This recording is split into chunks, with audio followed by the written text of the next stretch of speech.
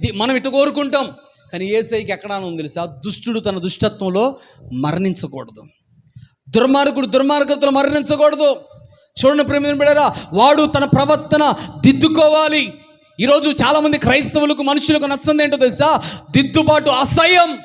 దిద్దుబాటు అంటే నచ్చదు. ఎవరైనా ఆడపిల్లలకైనా, అమ్మా ఏందమ్మా ఈ టైం దాకా ఆడపిల్ల 8 దాకా రోడ్డు మీద తిరుగుతున్నావు, ఇంట్లో పో అంటే చాలు, ఓ వచ్చిండా చెప్పడానికి.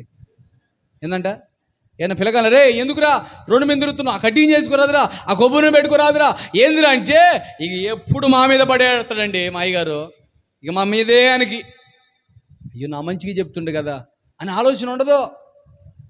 దేవుడు ఎలాంటి వాడు అంటే దుష్టుని కూడా ప్రేమించేవాడు. చూడండి ప్రేమ బిడ్డలారా, మీరు ఒకసారి చూస్తే నరహత్య చేసినోని, లేకపోతే ఏదైనా తప్పు చేసినోని వాళ్ళు ఏం చేస్తారంటే కోర్టు వారు జీవిత ఖైదీ శిక్ష వేస్తారు. ఏ ఖైదీ అంట? జీవిత ఖైదీ. అంటే వాడికి ఇంకా అసలు బెయిలు రాదు, బ్రతికినంత కాలం జీవితంలో దాంట్లో ఉండాలి. అయితే జనవరి 26కి, ఆగస్టు 15కి ఏం చేస్తారంటే కొంతమంది